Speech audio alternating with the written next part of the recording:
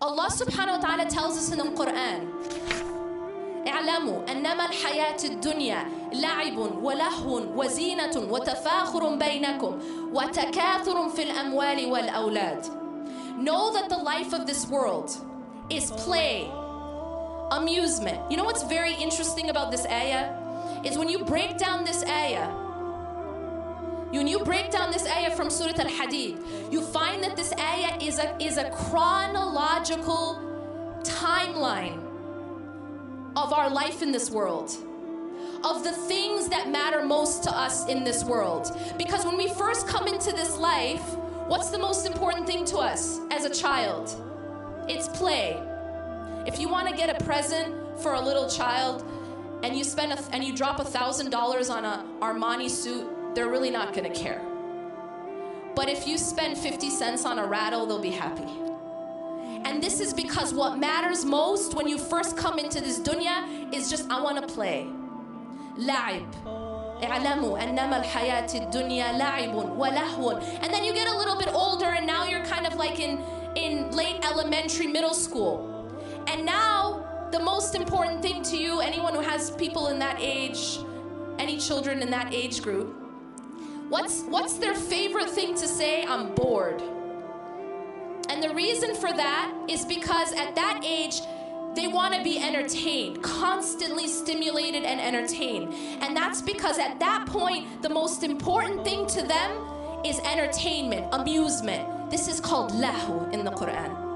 And Allah says after la'ib, He says lahu, la'ibun wa lahun wa zina. Then you get a little bit older. And what is hubb ad-dunya about when you're in high school? Well, pretty much it's about what you look like, what you're wearing. This is the time when people are so concerned about what they look like that this is when you see spikes in things like eating disorders, because what you look like becomes of utmost importance. And so here Allah says zina. Zina is adornment, looking good. لَعِبٌ وَلَهٌ وَزِينَةٌ وَتَفَاخُرٌ بَيْنَكُمْ. Now you get a little bit older. And now it's not so much about your rattles and your video games or even your brand names. Now it's about proving yourself. Now it's about, how do I stack up next to someone else? What medical school are you getting into? How are your grades? And now it's tafakhurun bainakum. Now you're trying to show off. You're trying to compete. Then you get established. You get a big house, nice car, and children. And now what is it? وَتَكَاثُرٌ فِي الْأَمْوَالِ وَالْأَوْلَادِ. Now it's about getting a lot or competing in the accumulation with regards to money and your children. But what's so interesting here is that Allah says all of this, He gives us an analogy. See, all of these are halal things. But these are the things we get caught up in. And each person is at a different stage in that dunya. But all of it, كَمَثَلِ غَيْثٍ أَعْجَبَ الْكُفَّارَ نَبَاتُهُ ثُمَّ يَهِيجُ فَتَرَاهُ مُصْفَرًّا. All of this stuff that we get so caught up in, it's like a heavy rain that makes the farmer super excited for a while. Because what happens, it brings vegetation. But then what happens to that vegetation? These things that we chase, what happens to it? It starts to crumble, becomes dry and yellow, and then it just becomes nothing.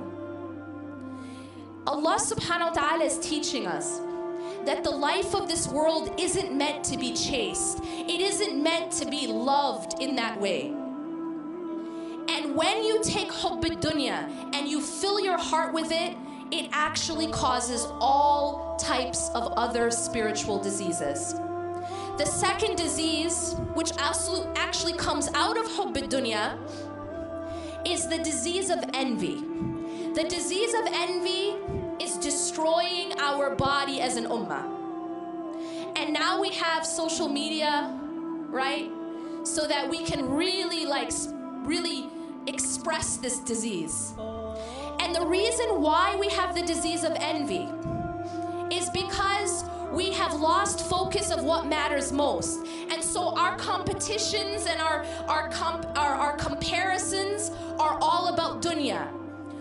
What does that person look like? What is that person wearing? What kind of car do they have? What kind of house do they have? And so our comparisons are all dunya, dunya, dunya. We've lost sight of what actually matters.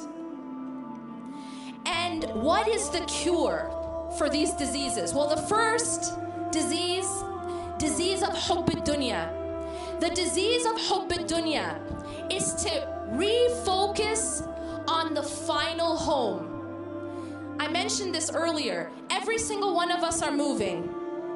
And anyone who's ever moved before knows that in order to move, you have to furnish the home you're moving to. You have to prepare it. Every single person is moving into their grave. And that's without a shadow of a doubt. But the question is, have you furnished that home? Some of us are gonna get to that home and it's gonna have no furniture. Some of us are gonna get to that home and in fact it's gonna have been burnt down.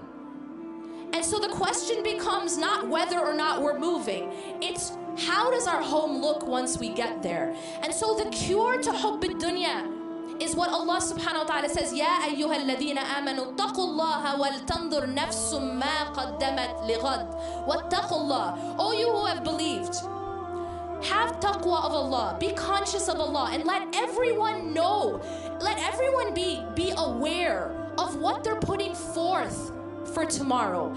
Plan for that home because you're going there.